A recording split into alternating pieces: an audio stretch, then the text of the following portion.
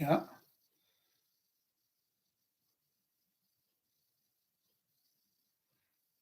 Okay. I think I think I'm alive.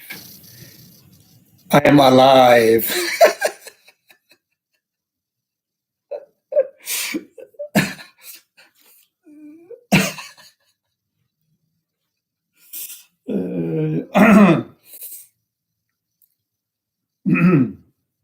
Yeah. Oh, yeah. Tashitele and hello to everybody. Okay, so yeah, we take a moment to settle our heart by simply resting both our body and mind in a natural state for a moment.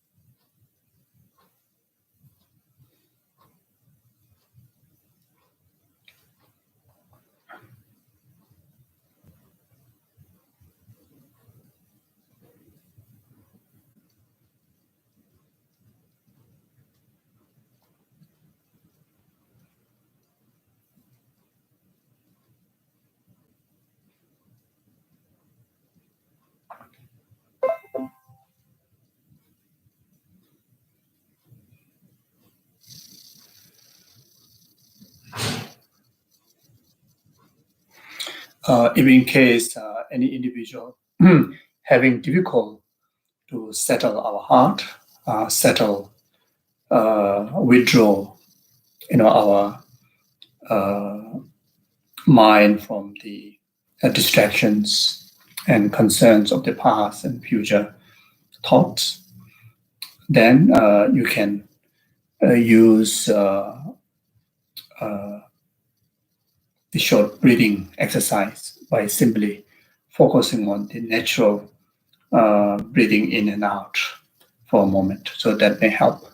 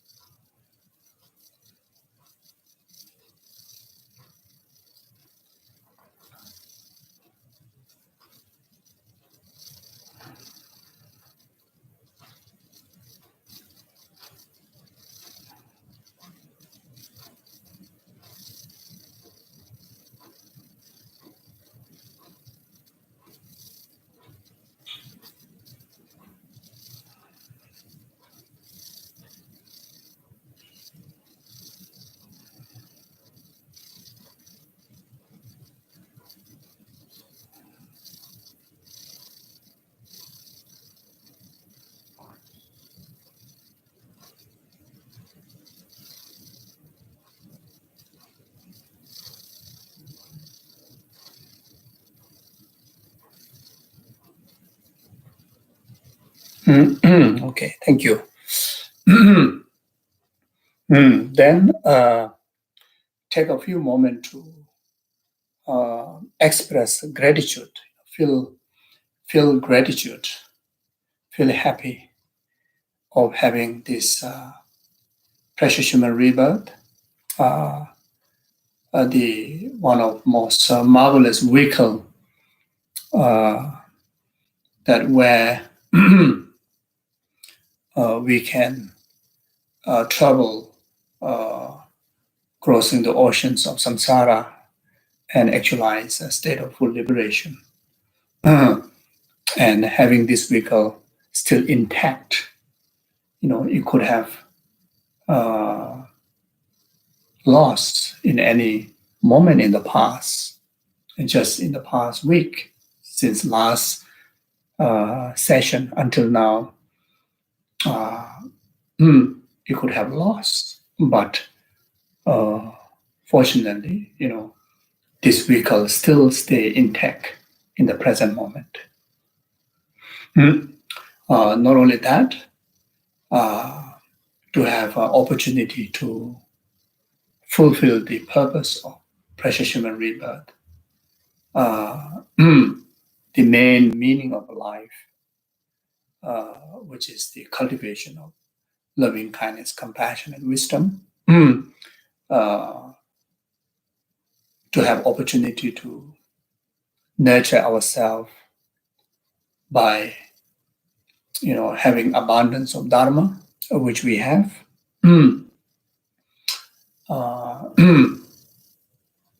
There are we are in the time that there are many realized beings,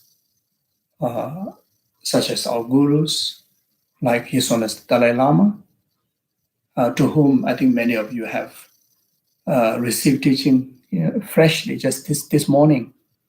You have received the oral transmission of very powerful mantras. You get opportunity to hear directly from enlightened Buddha.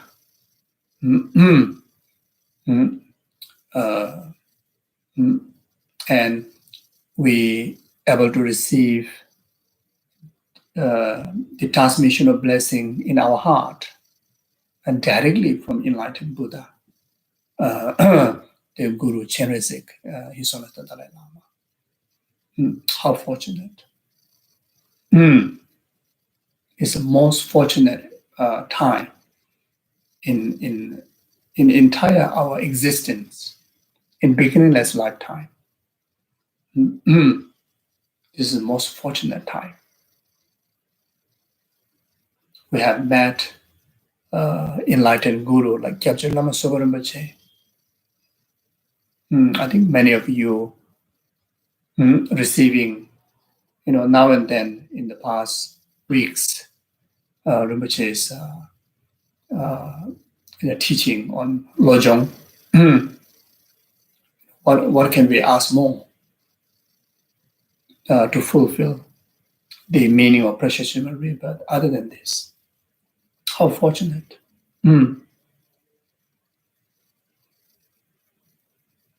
Well, there are numberless sentient beings are suffering, including our own family members and friends and people to whom we have direct contact with in this very time. People live in fear, confusion, difficulties, but then you are there to pray for them, think of their well-beings.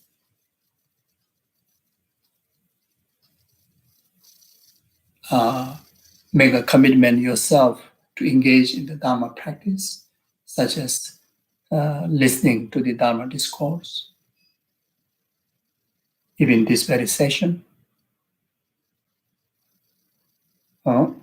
Contemplate in our very best, and meditate and bring into application of generating loving kindness, compassion, and prayers, to our loved ones and to rest of the sentient being.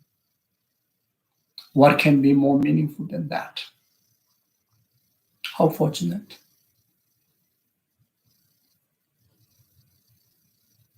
Even if we happen to born as a king of the god, but there's no such opportunity that we have, that we are experiencing right now.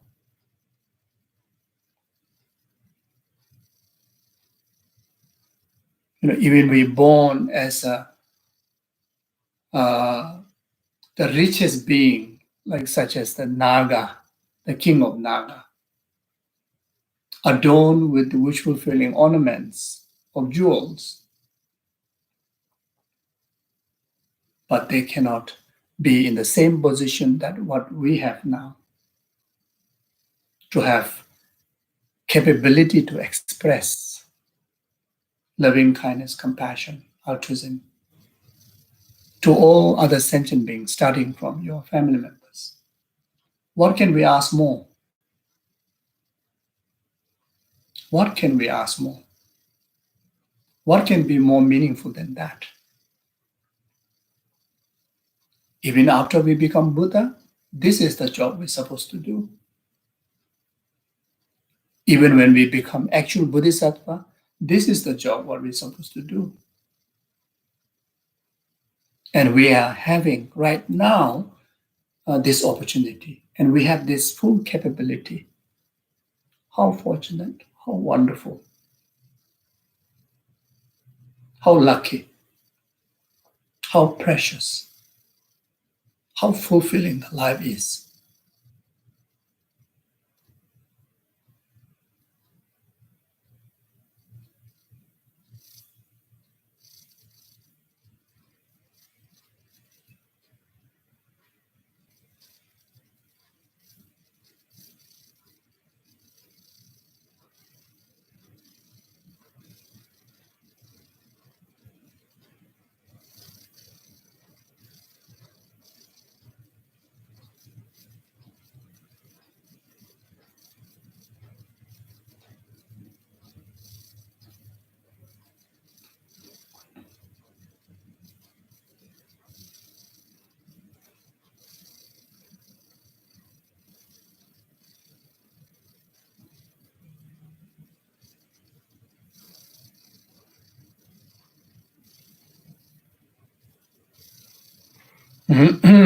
Yeah.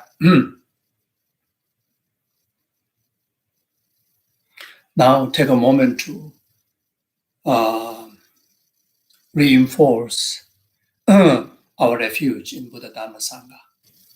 Feel the presence of Buddha Dhamma Sangha and all the feel the presence of all the lineage gurus, starting from our root guru and all the lineage gurus of the Kadamba masters,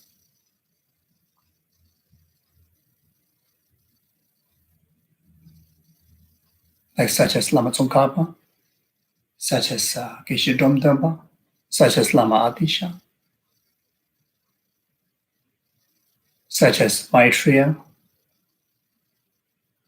such as Manjushri, and Guru Shakyamuni Buddha.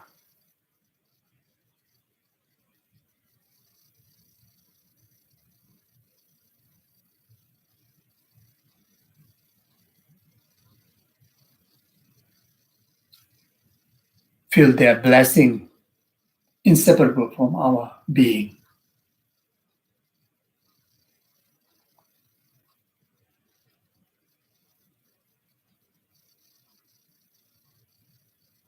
As long as we don't let go the cultivation of loving kindness, compassion, altruism, we are never separated from all these lineage gurus, all the way up to Guru Shakyamuni Buddha. Now here, make a firm commitment to rest of my life until I have achieved a state of full enlightenment for the benefit of numberless sentient beings.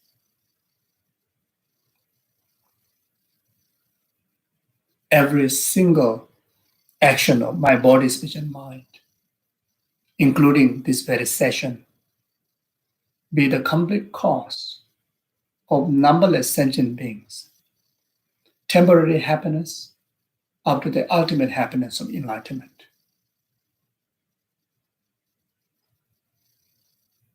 So now here, take a moment to generate artistic motivation. You can reinforce the altruistic intention by reflecting on the 4 immeasurable thoughts or the 4-line refuge and bodhicitta prayer, the last 2 lines.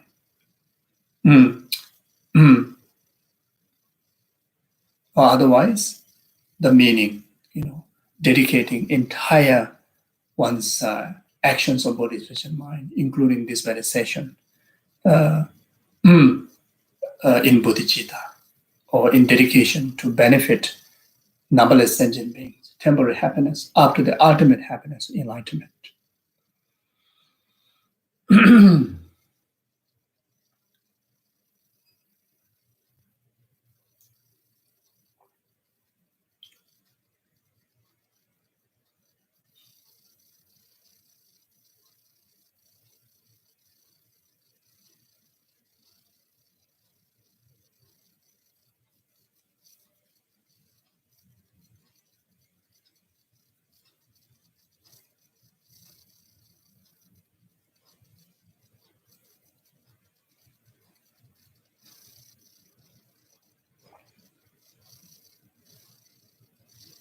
make a strong commitment that in a good time and in a bad time, in good time and bad time, and even in the greatest adversity in our life, that I will never let go or never be separated, my heart, from the cultivation of loving kindness, compassion, and altruism and wisdom.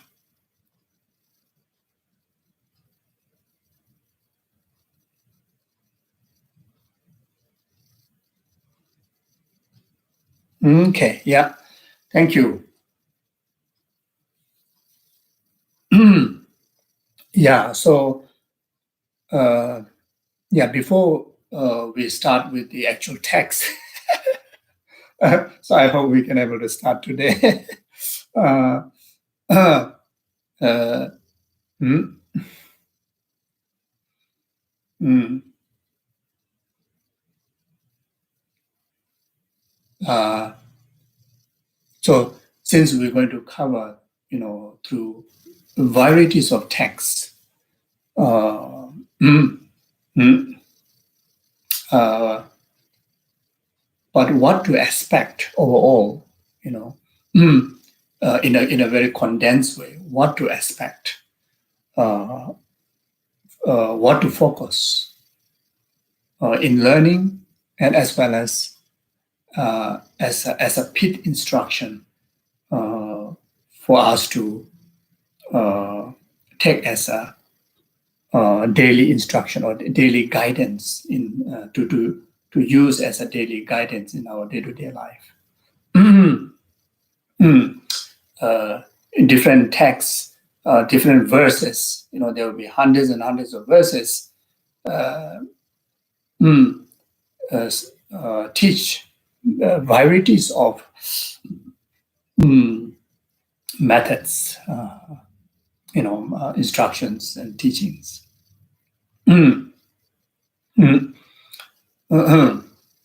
But all those, the methods and the teachings, when it summarized,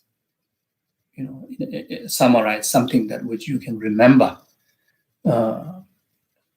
summarize into something that which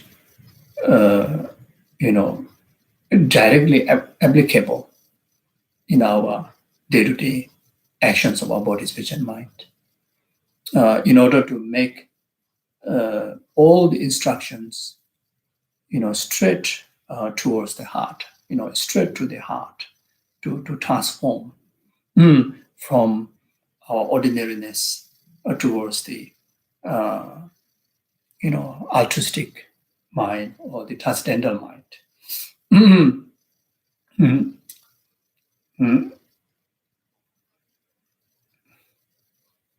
mm, yeah. In order the whatever we learn, in order all these instructions and teachings to become real Dharma, and that Dharma to become a real path towards liberation, enlightenment, and that journey towards the path to enlightenment, never to dilute, by non-dharma, never to be diluted or never to occur obstacles to the path. And whatever teaching that we learn, that that which can be inseparable from our ordinary life. The ordinary life that which make free from worldly life. Ordinary life that which will make a spiritual life, which will make life towards enlightenment. That which will definitely deliver without spending long time to reach our final goal, which is the state of full enlightenment. So in order for us to have that constructive idea, so I thought it would be beneficial for us to go through the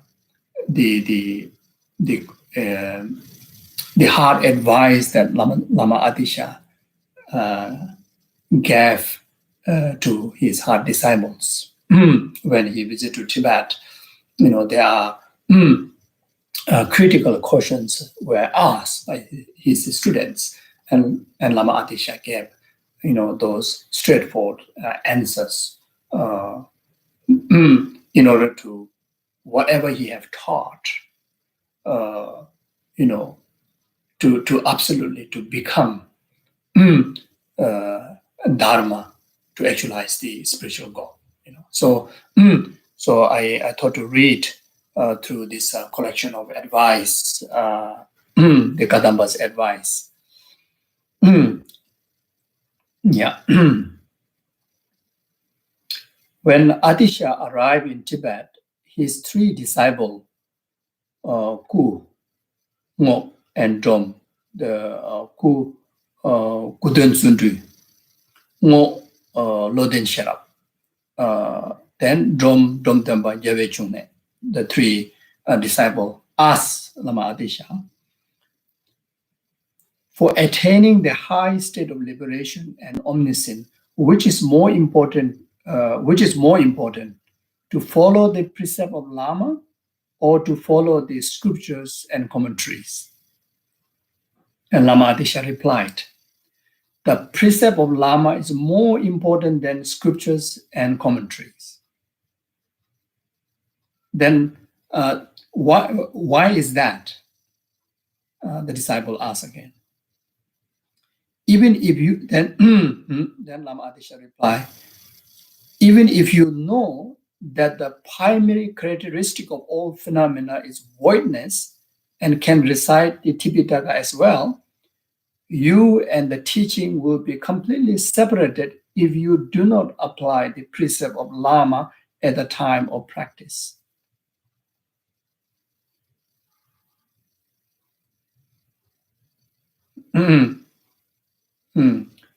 The precept of Lama referring to Guru Yoga practice or practice of Guru devotion.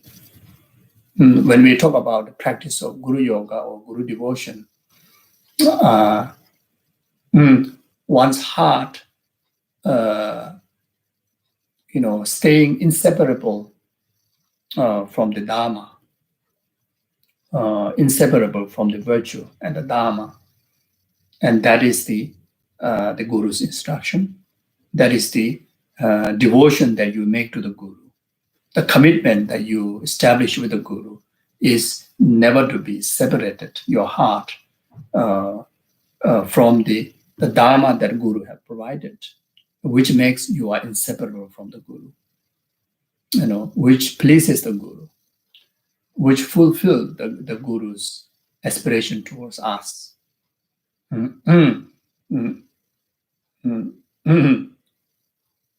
If that commitment is not strong, then there's a danger of,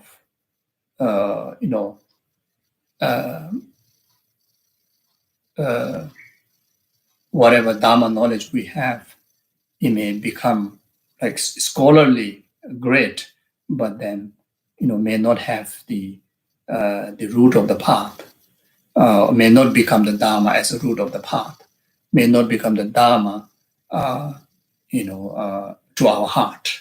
You see, so that's the meaning.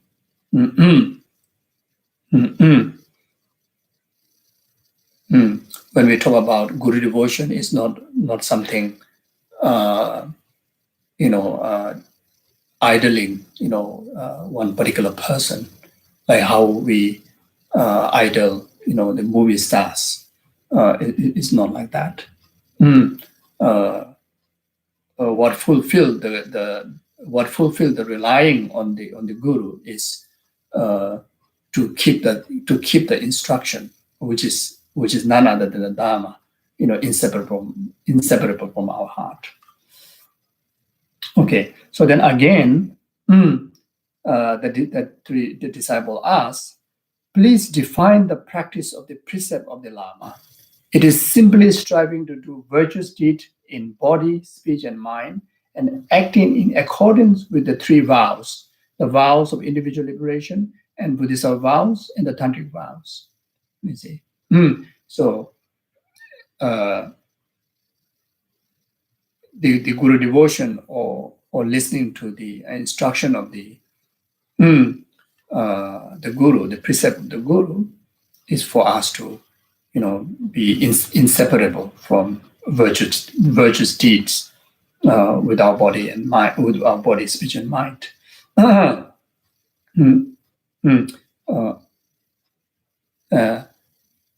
In order to make our body, speech, and mind accordance with the virtue, then is very much keeping up or upholding, those precepts or those vows, like such as individual liberation vows, like refuge vows, five-lay vows, Sangha vows, and Buddhist vows, and Tantric vows.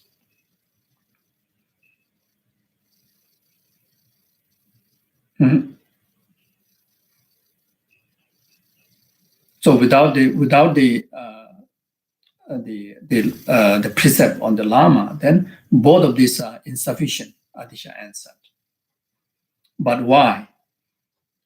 Although you keep three vows, if you do not renounce although you keep the three vows, if you do not renounce the three realms of samsara, your activity will only increase your worldliness. Although you strive to perform virtuous deeds in body, speech, and mind, both day and night, if you do not dedicate this work to the enlightenment of all, you will end up with numerous wrong concepts. Though you meditate and are considered a holy and wise teacher, if you do not abandon your interest in the eight worldly concern, whatever you do will be only for the purpose of this life. And in the future, you will not find the right path.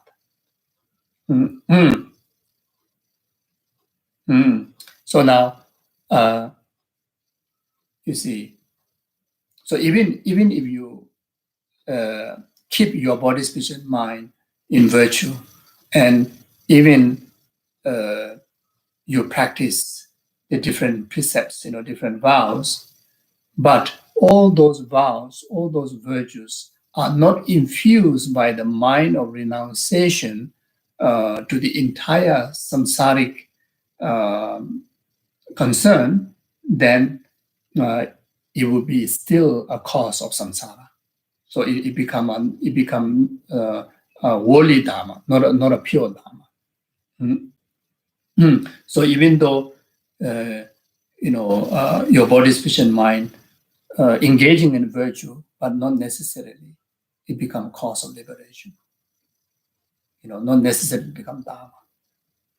So in order to make the virtue that you engage by your body, speech, and mind to be the cause of one's own liberation and which is beneficial for the liberation of all sentient beings, then it has to be infused by mind of renunciation, the renouncing the concern of the whole worldly existence. So this is what I mean. Even if you uphold the vows, like such as the Sangha vows, even Buddhist vows, Tantric vows, but those vows are not cultivated, not infused by the mind of renunciation, even those vows will not become a cause of liberation or cause of enlightenment. So even during Buddha's time, even among the Sangha, there are few categories. Sangha just carrying the name and the sign, but not real Sangha.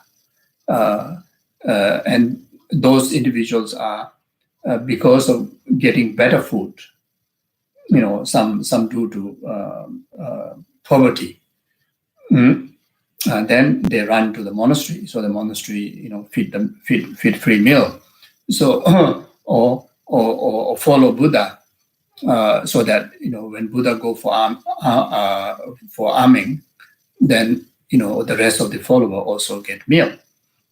So due to poverty, but not the heart is not genuinely renounced to the worldly concern, not genuinely inspired to take the vow or to take the ordination for the purpose of liberation. So due to that, so these are not real, how to say, renounce vow. So therefore, even though you wear robes, you carry the name of monks or nuns, but then it can be virtue, but it will not become dharma. It will not become cause of liberation. So like that. So that's why the genuine monks and nuns vows are called the Ngejungi Tomba, the renounce vows. So during the ordination, the preceptor has to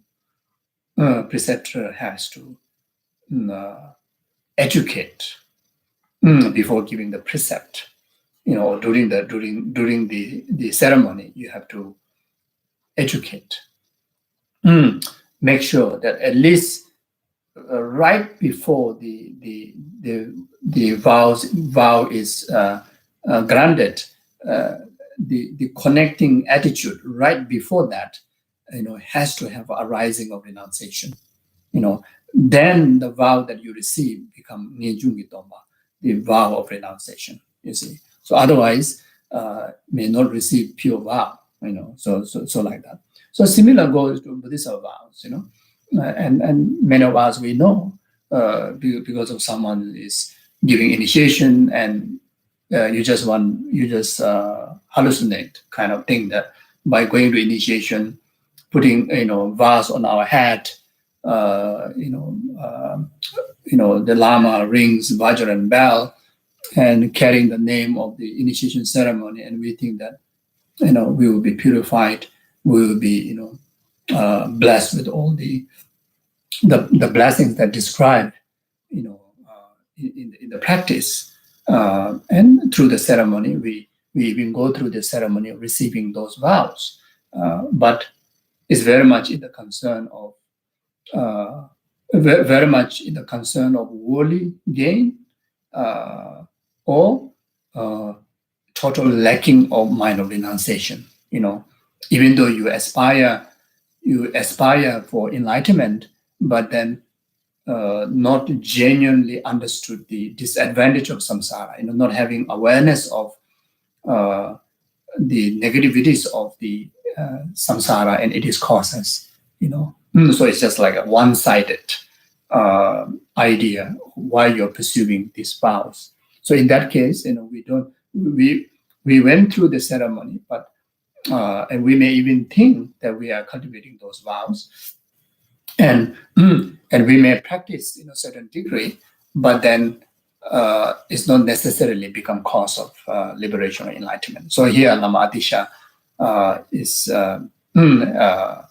advising that in order to become pure dharma, pure cause of liberation and enlightenment, then that dharma, that practices has to be infused by the mind of renunciation. Otherwise, what you call, you will be contaminated by either of the eight worldly concern. So then whatever those practices will be only for the purpose of this life, and that may even become an obstacle for our future lifetimes to find a correct path like that. Okay, so I will continue to read. At another time, Atisha was asked by Kungu and Dom, what is the highest teachings of the path? So Atisha replied, the highest skill is in the realization of egolessness. The highest nobility is in subduing your own mind. The highest excellence is in having a mind which seeks to help others. The highest precept is continual mindfulness. Mindfulness in Dharma. The highest remedy is in understanding the naturalness of the everything. So understanding of emptiness of everything, self and others. The highest activity is not to conform with worldly concern. The highest activity is free from worldly concerns. So these are Dharma activities. The highest siddhi is the lessening and transmission, lessening and transmutation of poisons. No poison, sorry. Not poisons. Because the highest the highest siddhi is the lessening and transmutations of attachment. The highest giving is found in the non-attachment.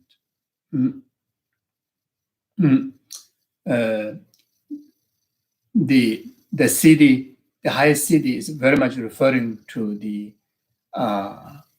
attachment to the objects. Very much towards the towards objects, like gathering. With the desires attachment, you gather too many material, being very materialistic. The highest giving found in the non-attachment, which is referring to the subject, the mind free from attachment. Even though you may not gather, not grasping towards the materialistic, but then not grasping and gathering material gains, but in heart, always have that, desires attachment. So both has to be free from both the attachment in relation to object as well in relation to the subject. The highest moral practice is peaceful mind. The highest patience is humility. The highest effort is to abandon attachment to activities. The highest meditation is the mind without pretension. The highest wisdom is not to grasp anything as it appears. So then again, the disciple asks, what is the final goal of the teaching? Atisha replied, the final goal of the teaching is possessions of the essence of voidness and compassion. Okay, so you see, when we go through the Lojong text, Lojong teaching, we are learning, the different ideas, different methods, different techniques, different, ways to actualize the heart of compassion, heart of altruism, and heart of voidness, the wisdom, emptiness. Along the teaching, what we need to watch out, whether teaching is affecting us or not, whether teaching is being beneficial or not, is watching whether our hearts are, developing in emptiness, wisdom, and compassion. Our ultimate goal, even though there may be hundreds of different words we may discuss, there may be so many different suggestions, there may be in the teaching, but the entirety, the focus has to be for the two purposes: to actualize the wisdom of emptiness and utilize that wisdom as an antidote to purify the two defilements and actualize enlightenment, and to develop the altruistic, the compassion and bodhicitta, and use that, to accumulate the merit of 3 countless eons and actualize, full enlightenment. So that has to be the focus.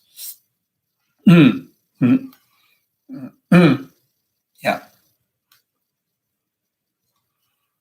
and also the receiving the transmission that what the lineage gurus have passed down to us, and it just being among the Dharma discourse, uh, you know, uh, what is the blessing that we're supposed to receive is to impact us to develop the wisdom of emptiness and compassion.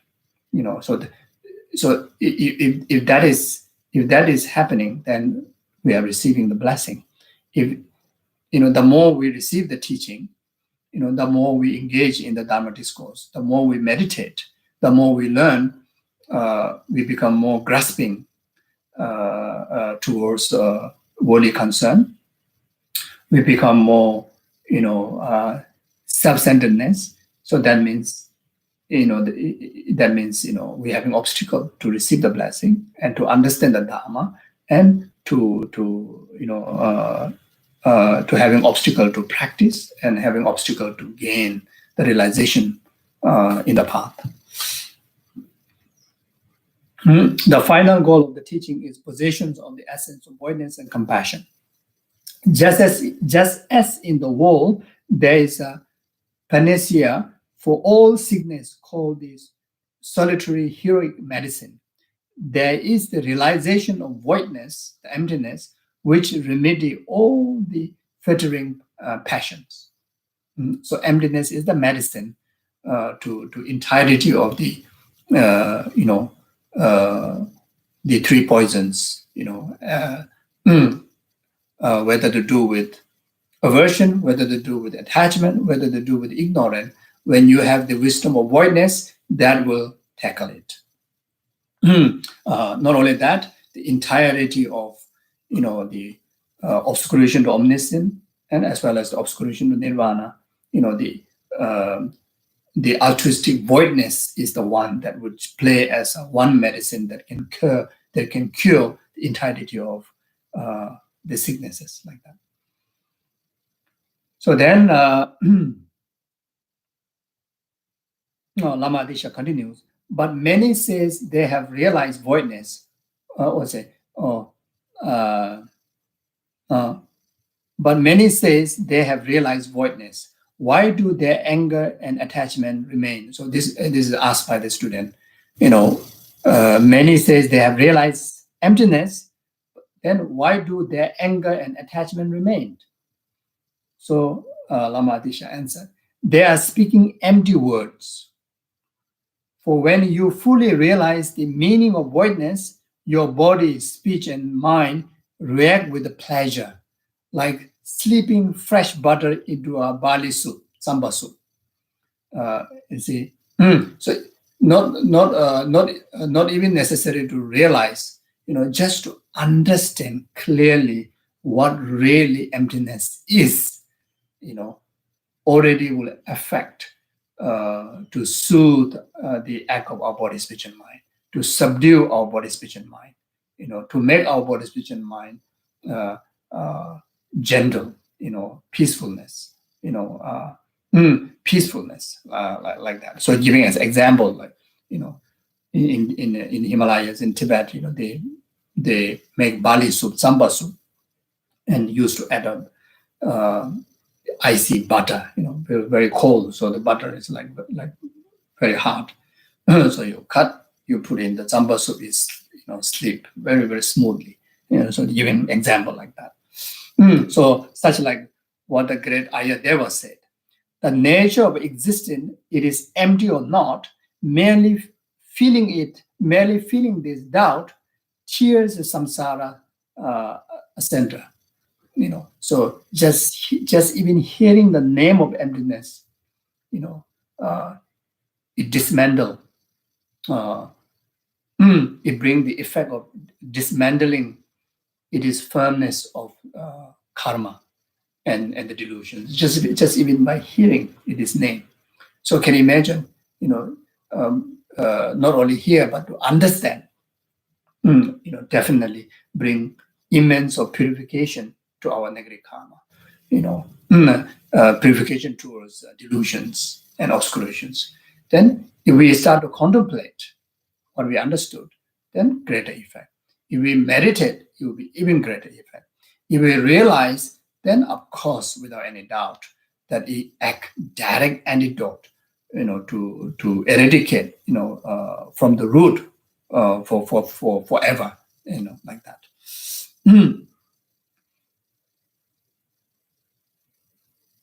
So I think Lama Disha continues. Therefore, when you realize the correct meaning of voidness, emptiness, it is just like the solitary heroic medicine for all the part included in the realizations. Uh, mm, mm, uh,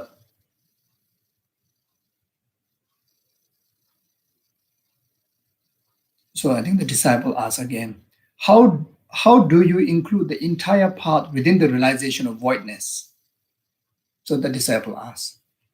So Lama Adisha replied, all the part is included in the six Taciten paramita, six parameters, six perfections, practice.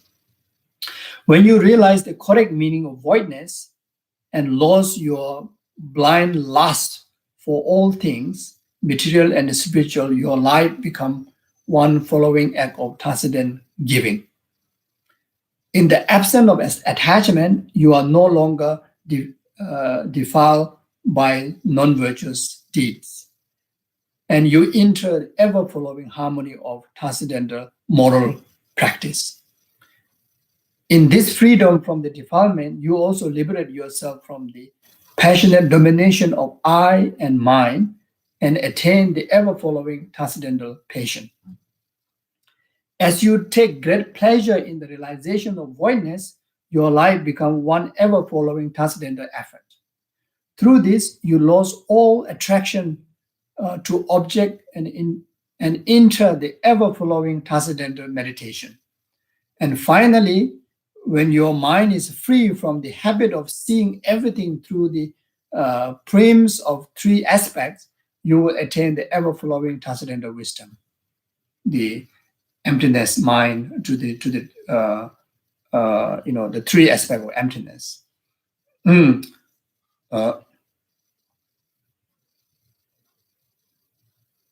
Yeah.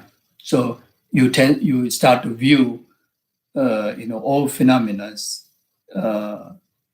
carrying the three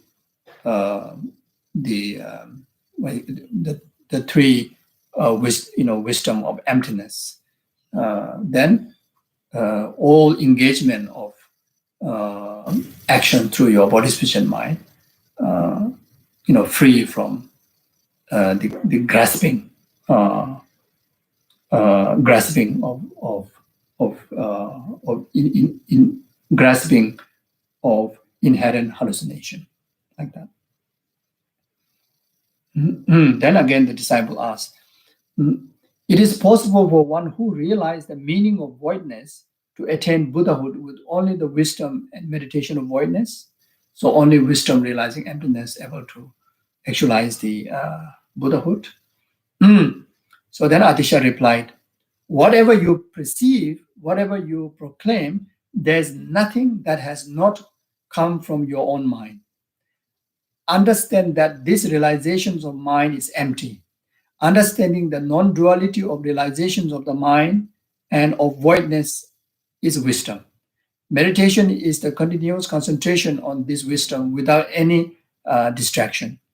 Deeds are, you see, so that is the wisdom.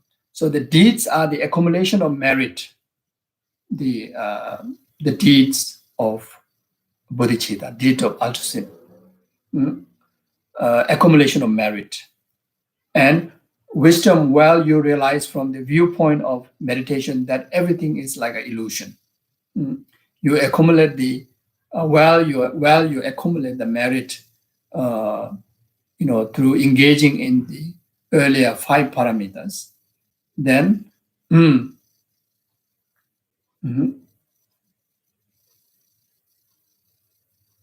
the wisdom that sees in relation to all their deeds is like an illusion.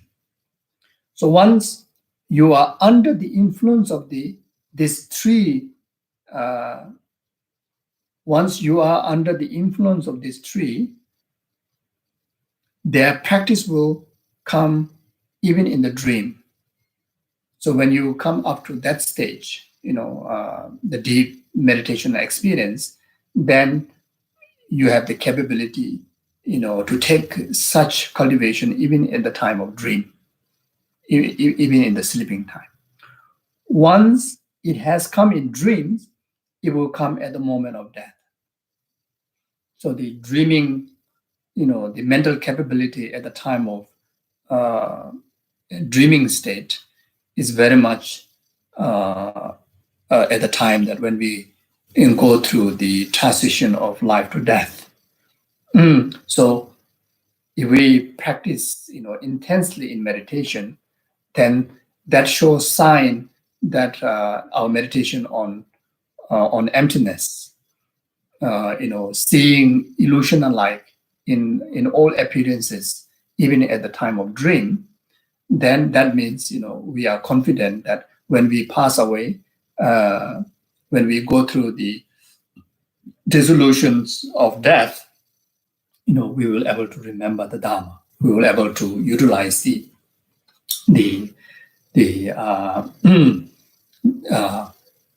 method and wisdom at the time of death. When it comes at the moment of death, it will be present in the body. Then how to ensure that that Dharma practice that we cultivated, that can able to take through bardo, if in case we are unable to actualize Dharmakaya, the Buddhahood, when we experience a clear light, then still give a great opportunity for us to actualize Sambhogakaya state of Buddhahood in the bardo state. But in order to do that, we need to have the capability to carry, our meditative capability that we train in our lifetime. So how to prove that? Like what I said before. Once it is present in the bardo, then there is certain to be accomplishment of the superior siddhi, and you will become a Buddha. So if we have the capability to even carry through the bardo, then we can, we very much equipped with the capability to actualize Buddhahood. So like that. So you see, so therefore, first we have to understand what the bodhicitta is, what the emptiness is correctly. Then after that, we need to convince those understanding through intense contemplation, referring to scriptures, reasonings, logics, like the theme of the Lojong teaching is about bodhicitta and emptiness, you see. So about true altruism. So you see, so when you refer to so many different texts, so many different writings of these great scholars and enlightened beings and panditas, like you will put into a position no choice but really to accept, because they are truly great realized beings, great scholars and great realized beings. There's no mistake in their presentation. Not only that, in particularly referring to the teachings of the Kadamba master is instructional teaching, a bit of instruction. It's instructional teaching. It's very straightforward. They present,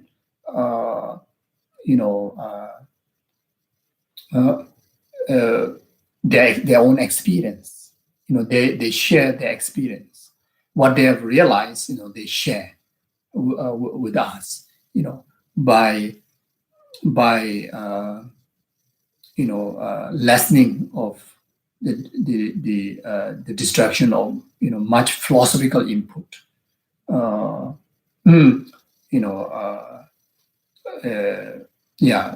Like freeing from debate, a lot of debate, a lot of comparison. When you study Lojong teaching, it's straightforward. We don't have to kind of go here and go there to refer to different quotations and try to match from this text to that text, this presentation to that presentation, this philosophical view to that philosophical view. There's no such. You see, when it comes about the method aspect of the path, it's about bodhicitta. When it comes to about the wisdom aspect of the path, it's according with the prasangika madhyamika view. You just directly acquire from the viewpoint of prasangika madhyamika view. You see, so like that. Then by taking taking the wisdom of contemplation into a tarat meditation, intense meditation, until develop the meditative state of, meditative equipoise state into those meditative meditation objects, both in method and wisdom, like such as developing special insight, in emptiness. Then we develop the full matured meditative equipoise in the wisdom. You see, then not just actualizing bodhicitta realization, but taking that into a next level, which supported by the wisdom of meditative equipoise, so that way, even when we enter into the path, our bodhicitta won't be degenerated. Otherwise, if there's no support of wisdom, then even we realize bodhicitta spontaneously in our heart, even though when we realize mayanic path, we enter into a path of accumulation, or even path of preparation, still there's a danger of losing bodhicitta and falling into lower path, giving up bodhicitta, you see. So even though it's not a direct realization on emptiness, like what the practitioner realized at the path of seeing, but even the conceptual realization on emptiness, and you gain the meditative equipoise in that, which is when you reach the heat,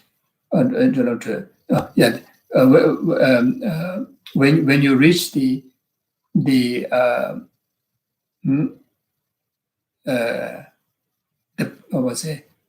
peak from the 4 stages of path of preparation. When you reach to the peak, the 4th stage, then that meditative equipoise supporting the bodhicitta is everlasting. Won't able to destroy it by any means. And that meditative equipoise, without interruption, on that meditative equipoise, that you achieve the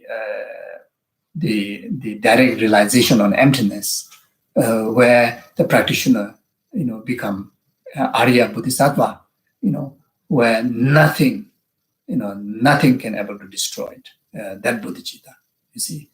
You see. Yeah. So you see.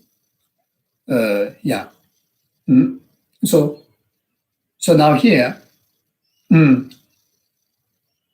even though we may not achieve that, that realization in the path, but through the meditation training, we have a certain control of,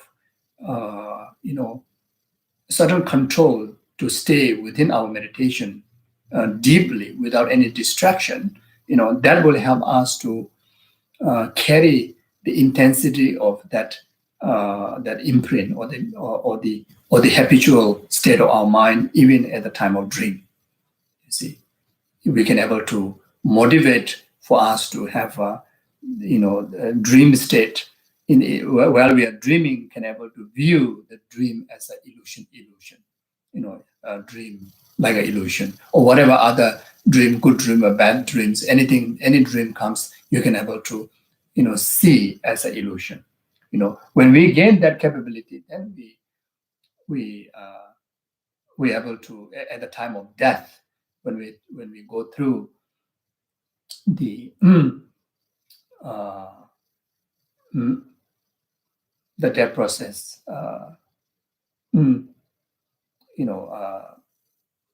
red, white, black, even clear light experiences, and that time that we able to remember the wisdom, our imprint able to manifest into the meditation and the wisdom, and that clarity, that capability can able to those who have not realized emptiness able to realize emptiness there when we experience the clear light, and those who have the support of immense of merit, and there not only realizing emptiness, but we may able to even actualize dharmakaya, you see. But if in case we are unable to achieve that at the time of clear light, at the time of death, then when we pass through the 49 days of period of intermediate state in a bardo, then each time when we go through the bardo death, death in the bardo, there again you utilize the clear light experience in the bardo to actualize to realize emptiness, or to realize the wisdom of omniscience, where you can able to actualize Sambhogakaya, state of Buddhahood during the Pato state. So if in case that also not successful, then you can define your next rebirth, where you can able to continue the practice and able to actualize Buddhahood. Then you see. So this is what is meaning.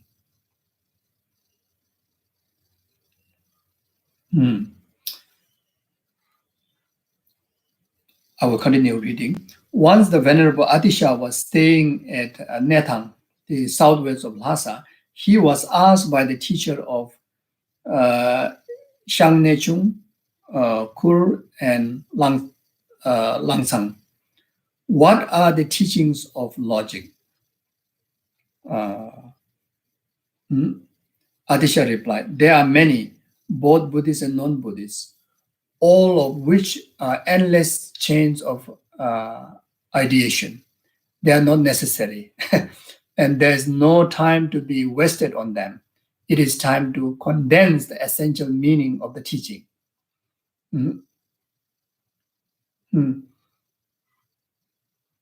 Here, it doesn't mean that learning philosophy, acquiring many knowledge is not necessary, and not necessary is do not mean that without study, of course, what to meditate, isn't it? But after you gain certain certain knowledge of study in the Dharma, then not to waste your time from focusing on the practice in the development of the true altruism. Yeah. So one of the disciples, again, one of the teachers there asked, how do you condense the essential meaning of the teaching? Lama Atisha replied, practice love, compassion, buddhi mind, bodhicitta, toward all sentient beings. Make effort to accumulate merit and wisdom on behalf of them all.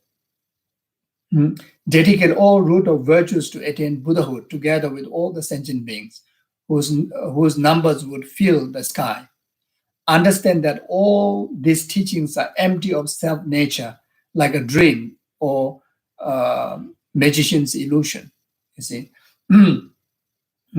So how to condense? Three things, you see. Always conduct any activities of body, speech, and mind with bodhicitta motivation. Whenever your body, speech, and mind invest in any activity, it has to be illustration of loving kindness, compassion, and wisdom. That is about accumulating immense of merit, and that merit too, you just don't accumulate for yourself. You accumulate beneficial for numberless sentient beings as you motivate it. So all the action try to deliver and according with what we have motivated before the action, which is bodhicitta motivation. Then make sure to dedicate in emptiness, dedicate in bodhicitta and dedicate in emptiness.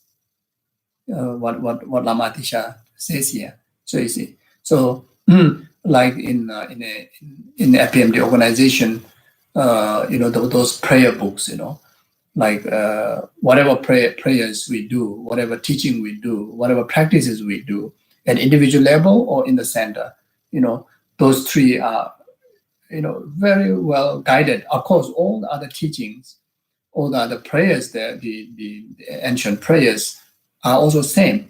But in the West, when we refer to this FPMD organization with the kindness of Jabja Lama Supa Rinpoche, make it so easy for us to just follow the page after page, extensive motivation, then how to cultivate extensive accumulation of merit and purification, then at the end, extensive dedication, and there are many options you can do. Brief one if you don't have much time. If you have a lot of time, you can do extensive one. There's nothing is lacking as a how to say guidance. You see, so we're very fortunate. So this is what Lama Atisha. So all this arrangement like, and according with Lama Atisha's advice, like that. Then again, when the Venerable Atisha first visited Tibet and he stayed in the western province of Ngari, he gave many precepts to the assembled disciples who were under the guidance of the Changchu. Then after 2 years had passed, Atisha decided to return to India. Just as was departing, the Changchu were asked. Changchu were one of the main person that who was responsible of inviting Lama Atisha to Tibet. So Changchu were asked, even now as you were leaving, could we have one more precept? So Lama Atisha replied, what I have already taught you is enough. But Changchu were persisted in his request to Atisha, and Atisha gave these precepts. So this is the one. How wonderful, dear friends! You have clear realization and great knowledge, while I have small worth and am not very intelligent. Yet, since you who are close friend and dear to my heart request me, I give you this advice from my childish knowledge. Friends, until you have obtained enlightenment, the Lama is needed. Therefore, depend upon the holy spiritual teacher. Until you fully realize the nature of voidness, you must listen to the teaching. Therefore, listen closely to the precept of Lama. Merely understanding the Dharma is not enough to be a Buddha. You must practice consistently. Always must have teacher. Always must have perfect teacher. So that is most important. And not only have the teacher, but always acquiring teaching. Always acquiring teaching. Even you have heard the same teaching 1,000 times, never enough. Until we achieve enlightenment, we have to listen again and again and again. It could be the same word, same teaching, but you listen the teaching in the hope of gaining extra realization, not in the hope of getting extra new words. When you acquire teaching from Dharma teacher, not in the hope of hearing some new thing, This is our ordinary worldly way. I go to receive this teaching because he has something new to say. He has something to say, new thing. Or he have maybe very classical way of saying, very poetic way of saying. Maybe many stories. I like stories, so I go to listen Dharma. Whoever teach, whoever share a lot of stories. Or I like to go and receive Dharma teaching from him because he always teach in a very poetic way. Or I always want to go to receive teaching from him because he is always compare different texts, very scholarly, like that. So that's not the point. That's not that shouldn't be the motivation. When someone who is genuinely acquiring Dharma, then in this teaching, what new thing, what extra realization that I can gain, what new wisdom that I can gain within me, not from the teacher side, not from the book, not from the book, you see. So like that. So it could be the same teaching, same line, you see, but still that we have to listen. We have to read the same book again and again. Chant the same word again and again. So this has to be like that. So so this is what the Kadama masters, great practitioners who have genuinely practiced Dharma, they do that. They do that.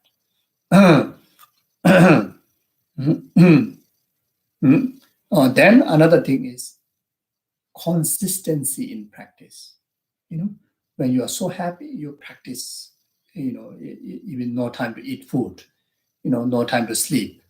No time to do other chores. Yeah, that's not the way. You see,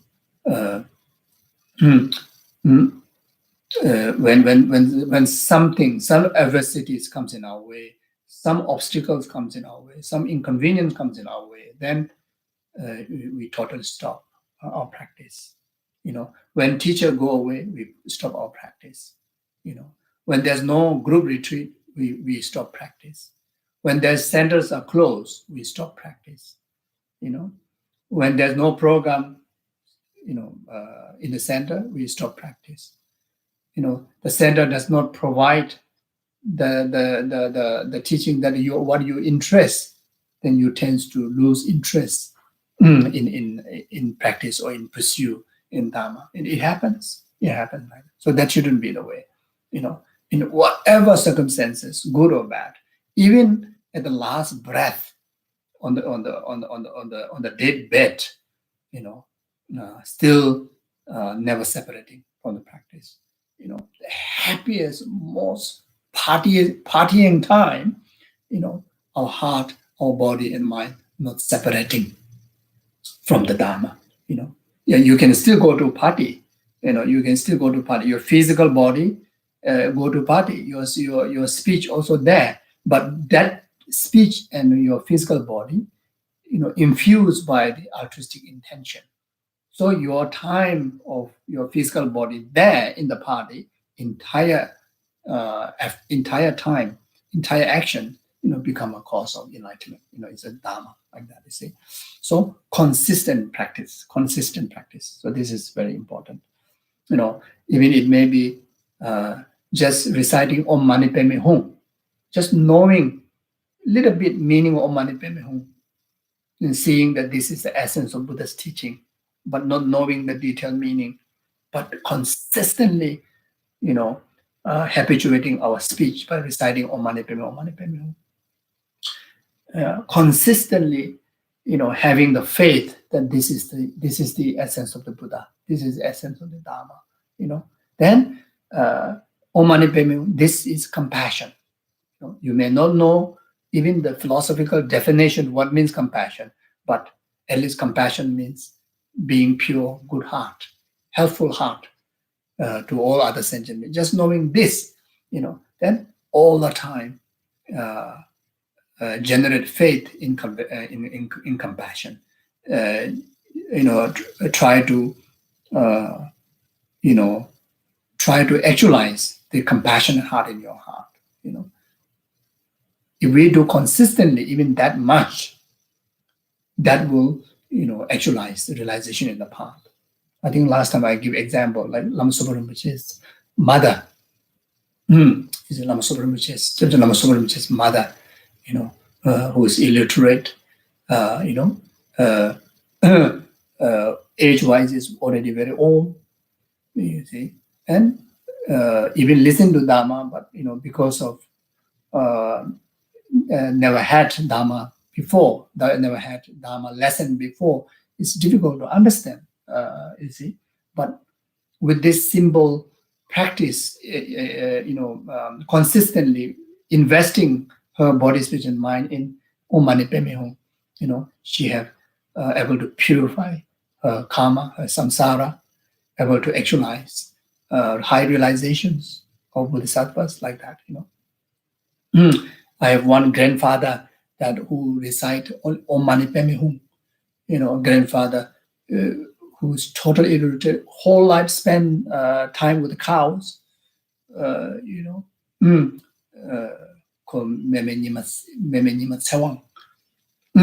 whole life spend time with the cows. But he never separate. He hardly talk much. When he's in the community, even he comes to family, he don't talk too much. If it's necessary, he will say a few words. Otherwise, Om Mani Padme, Om Mani Padme, Om Mani Padme, just always Om Mani Padme like that. Even though there are a few others drinking chang, drinking alcohol, drinking tea, laughing, joking, etc. But his mouth is Om Mani Padme, Om Mani Padme. And in his hand, he hold one prayer wheel, very quite long stick one. Rest on the knee, Om Mani Padme, Om Mani Padme. But he will watch around. He will also sometimes laugh. He will engage with people, but he never miss his duty of chanting Om Mani Padme Hum and turning the prayer wheel like that. You see, and always express. Whenever there's sometimes like he feels maybe a bit of tired or starting of certain activities, then he expresses all Mother Sentient Being. All Mother Sentient Being, be happy like that. All Mother Sentient Being. Semje Tamje, Dewa Toparsho, like that kind of thing. Like make loud sound like that. Semje Tamje, Dewa Toparsho.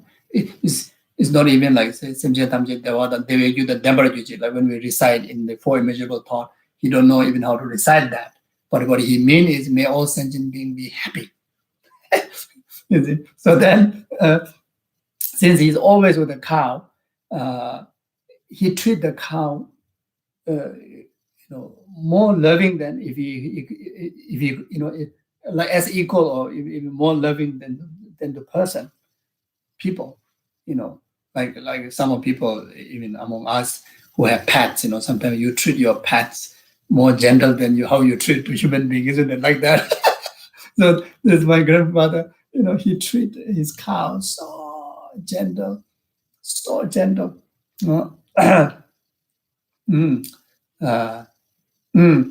And sometimes, people use a stone to chase the cows, and usually he don't scold the person. He tell these people that shouldn't treat this way to the cow. They also have feeling. You have to treat them, if not more than a human, but you have to treat equal as a human. And he always pet the cow all the time. Whenever he get opportunity, he pet the cow. So until the cow, when give milk only to him. If other people, my other family go milk, the cow don't give milk. But when he touch the cow body, immediately milk comes like that. Then during the snowing winter time, like 3-4 meters of high snow. That's why he make passage to come out to the house yard. when the sun start to come, then he opened the cow's house door. Then he sit on the veranda and he start to play flute. Yes, he play flute. And very, when you listen to the flute, what exactly the meaning we don't know, but it's very soothing and it's quite kind of like very affectionate kind of, you feel like crying, feel like heart touched, like crying in the sense that feel like your heart is touched, like that. Then the cow, all the cow come out and look at him. And he's half an hour, 1 hour. They just stay there to listen to music, like that. Then at the end, then he would just recite Om Mani Padme Hum loudly, like that. You see. So when he passed away, before he passed away, about 1 week, he was bedridden, and all the time he expressed that so many sanghas are lining up for him in procession, holding all these different ritual music instruments and lining up for him. And at the end there is a Cherezik. At the end out there is a Cherezik. Cherezik waiting for him. You see? Like that.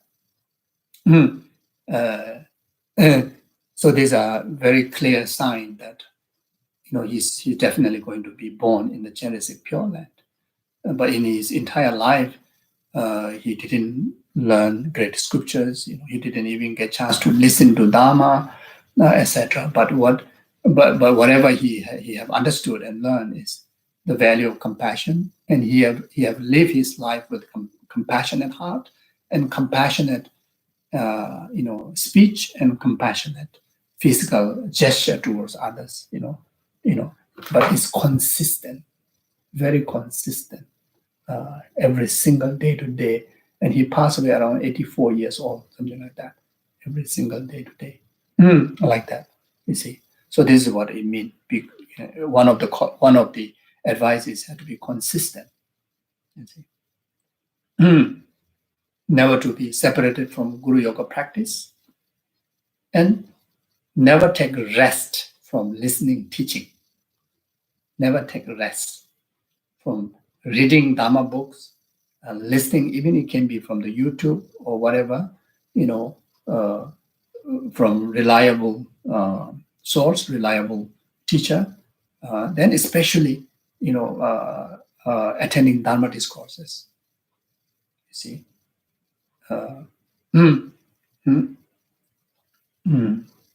Even like such a high realized being, like my late master, he said, from one of his teacher alone, he received, Lamrim teaching, same Lamrim text, same Lamrim teaching more than 20 times. Okay. Oh wow, the time finished. The time finished so fast. Oh, yeah. So you see, so like that. So this is what we need. Yeah. Then Lama Atisha continued to say, go far away from any place that is harmful to your practice. Always stay in the place that is conducive to virtue. Clamor is harmful until you obtain firm mind. Therefore, stay in an isolated place. Abandon friend who increase your fettering passion.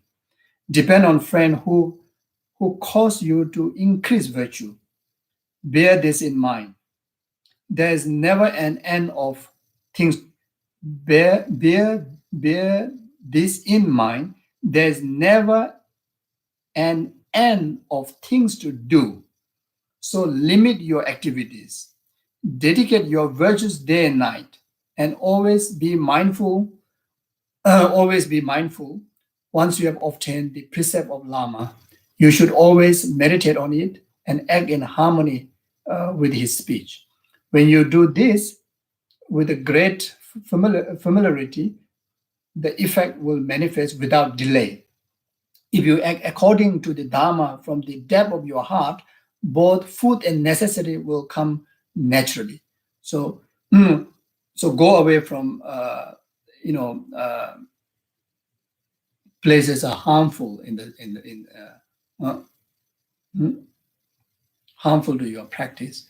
It doesn't mean leave your city. It doesn't mean leave your home. If you have a responsibility, then within your home, you can allocate at least one corner, like we call as a prayer room, where you can close the door and inside you can just put everything aside and you can cultivate practice. We as a beginner, we need that. We need that. So Dharma centers are extremely, extremely necessary, important. And the program in Dharma centers are extremely important. Regular programs, like in this kind of time, of course, due to pandemic, we cannot have program in the standards, but at least like this kind of Dharma sessions are extremely, extremely important, which organized by the centers, organized by the teachers, organized by anyone. You see, so this is a meaning. Don't stuck in the mud of worldly matters, worldly concerns, worldly environment all the time. Even though our environment be like that, but we need to know how to get out of it and try to spend as much as time as possible in a conducive environment, the Dharma environment.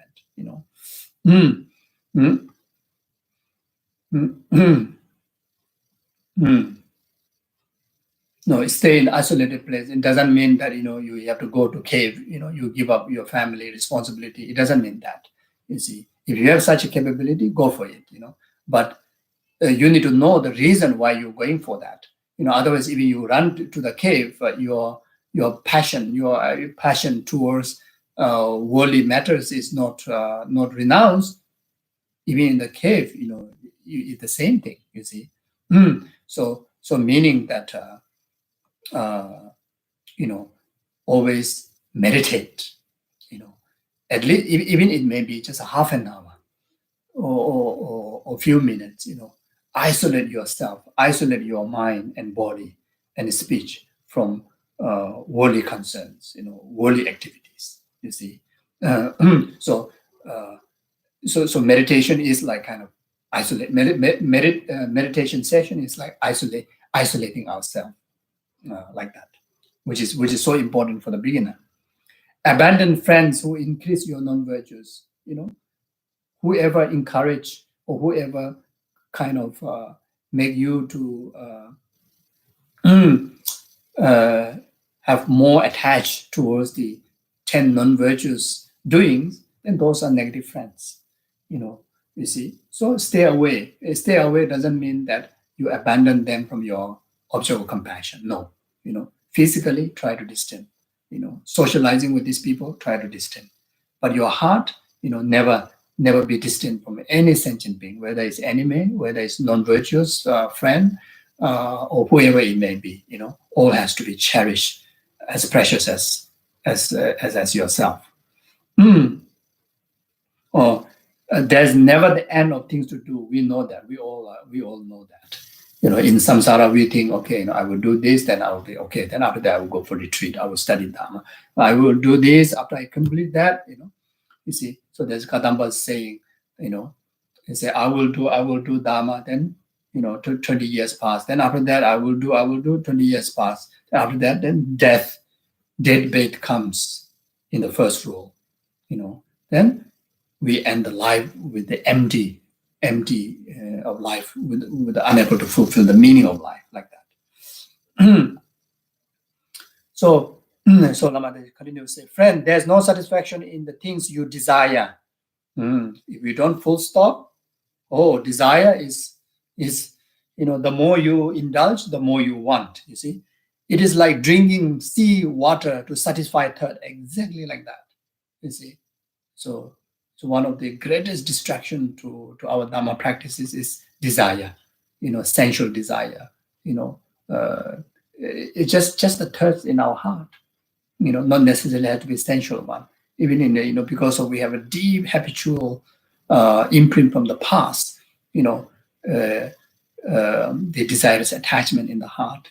If we don't find, certain thing to full stop that, then we think that, okay, let it express, then I will be all right. No, anything to do with negativity, the more you express, it get worse. You see, so therefore, be content. So be content. Be content in the be content doesn't mean be content in the Dharma.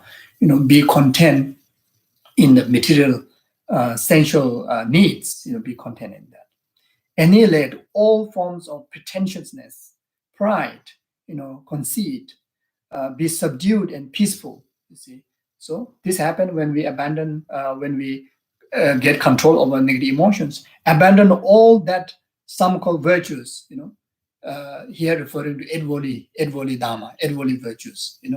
For name, for appreciation, for fame, for or any of the worldly concern, and you do charity, you do meditation, you do retreat, you teach, you listen Dharma, or you read sutra, you count numbers mantra, all become a cause of samsara. You see, not to do that. But that is really, abandon all that some call virtues, but that is really an obstacle to the practice of Dharma.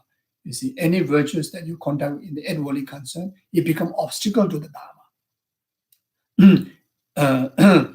As if they were stone on the narrow, slippery path. You should clear away all idea of gain and respect, inwardly concern, for they are the robe of the devil, like that. Like snot in your nose, you see. Blow out all thoughts of fame and praise, for they were only to beguile and delude ourselves. As the happiness, pleasure, and friends you have accumulated are of but a moment's duration, turn your back on them. You see, future life is longer than this life. So carefully secure your treasure of virtue to provide for the future. You leave everything behind when you die.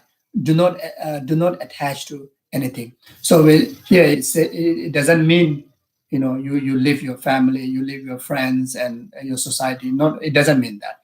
It means detach. Live from the attachment grasping. Live from the attachment grasping to the loved one. Live from the aversion grasping to the enemy. Live from the ignorant grasping to the rest of the sentient being. His meaning is that. Live of despising and deprecating others. Generate the compassionate mind towards those who are your inferior. Do not have deep attachment to your friend, and do not discriminate against your enemy. Without being jealous or envious of others' good quality, with humility take up those good qualities yourself. Do not bother examining the faults of others, but examine your own faults. One of very important the teaching is, always examine your own faults. Spot your own faults. Never spot others' faults. You see. Purge yourself of them like bad blood. Take out.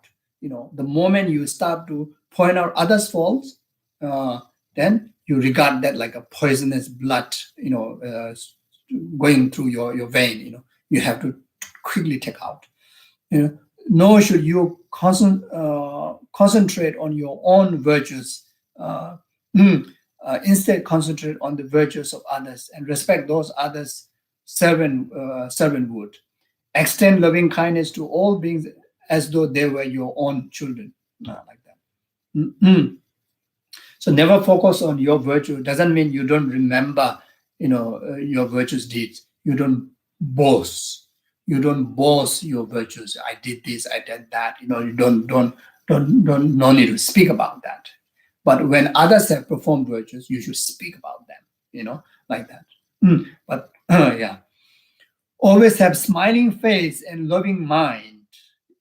Speak honestly and without anger. If you go about saying many senseless things, you will make mistake. this is what I do. Thus speak in moderation. If you do many senseless things, your virtuous work will cease. Give up action that are not religious. So here, religious meaning dharma. It is useless to make effort in unessential work. All the worldly concerned works are an essential work. Even dharma, the work that infused by eight worldly concern, is as an essential work. So that should be abandoned. Because whatever you do comes a result of your karma from long ago. Result never match your present. Result never match your present desire. Therefore, be calm. In samsara, how much you strive to be rich, how much you strive to be, be healthy, etc.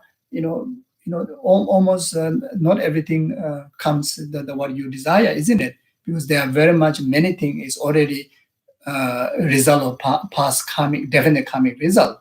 So therefore, take a certain degree of reliance on the karma, then have a peaceful mind and not to worry too much about worldly thing. Otherwise, if I dedicate too much time in dharma, then how about my earning? How about my shelter? How about my friend, losing friend, etc.? No, the true dharma practitioner, no need to concern about that. Okay, I'm almost finishing. So there's one the Shantideva's statement. All happiness in the world comes from wishing others happiness. All misery in the world comes from wishing your own happiness, self-centered happiness. One need to say many things. Children do things for themselves. Buddha Shakyamuni does things for others. Look at the difference. So this is all the time has to be reminded in our heart whenever we study Dharma, whenever we meditate Dharma, meditate on Dharma, is to engage in any Dharma virtuous activity, you see. So this way that we will never be separated from the altruistic mind, Then to inspire that, to convince yourself, then think of the Buddha, think of the Bodhisattvas, their life stories, like what's stated here. Okay, so there's the last one. So this is the story between Domdamba and one old man. One day, an old gentleman was circumambulating the Rating monastery, the Kandama monastery. So Geshe Domdamba said to him, "Sir, I am happy to see you are circumambulating, but wouldn't you rather be practicing the Dharma?" Then this old man thinking over. This old man felt it might be better to read Mahayana Sutra. While he was reading in the temple courtyard, Geshe Domdamba again spoke him and said, "I'm happy to see you reciting Sutra, but wouldn't you rather be practicing the Dharma?" At this, the old gentleman thought that perhaps he should meditate, and meditating could be the Dharma. He sat across legs on the cushion with his eye half closed. The teacher Domdamba said again, "I'm so happy to see you meditating, but wouldn't it be better to practice the Dharma?" So now, totally confused, this old man totally confused. Then the old man asked, Geshe-la, please tell me what I should do to practice the Dharma. Domdamba replied, "Renounce attraction to this life. Renounce it now. For if you do not renounce attraction to this life, whatever you do will not be the practice of Dharma, as you have not passed beyond the eight worldly concern. As you have not passed beyond the eight worldly concern. Once you have renounced this life's habitual thoughts, and are no longer distracted by the eight worldly concern, whatever you do will be advance you to the path of liberation." Yeah, so this is it.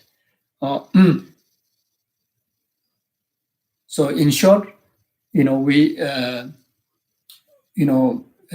going through this Lojong teaching have to be motivated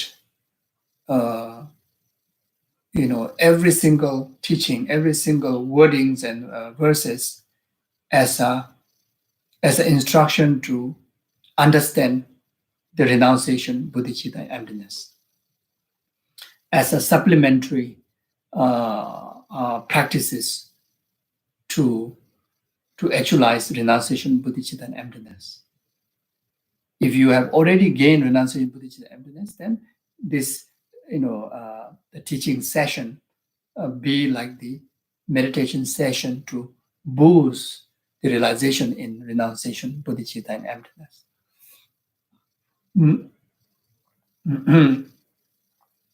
Yeah, so that should be the purpose. Okay, so thank you very much. So I will stop here. So do a short dedication.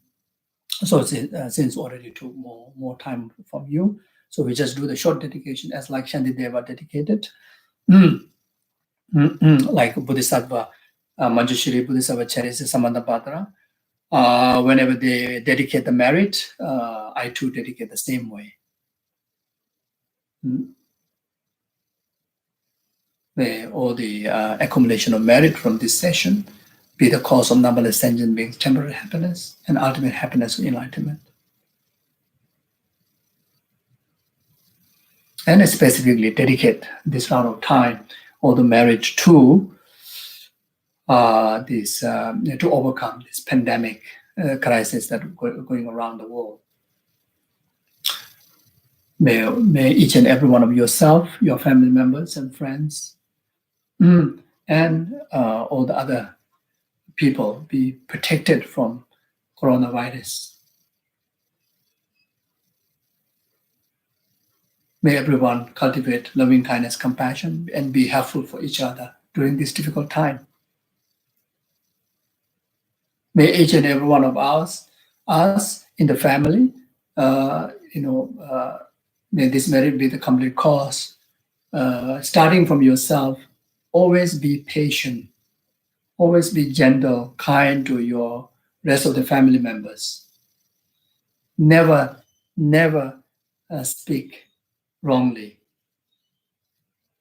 Never speak loudly, angry. May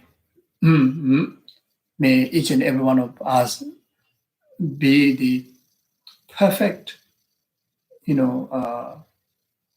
service to the happiness, harmony, and protection of rest of your family at home. May this merit be the complete cause, each and every one of us in the family, or when you happen to go out, whoever see you, whoever hear you, whoever relate directly, indirectly to you, may you be the cause of their happiness. May you be the cause of their virtue. Like this is like what Shantideva aspire. Like we too, aspire that way. But we need so much merit to make us to be mindful, to stay in that practice. It's difficult. So therefore, we dedicate specially for that. Especially during this lockdown, families have to, face each other day after day. It is not easy. Even in the news, so many reports of abuse, fightings. A lot of crises are happening because everyone just stay in one roof so closely for so long. So when you don't have a good mindfulness practice in virtue, one also may be part of that crisis. So it's extremely, extremely important.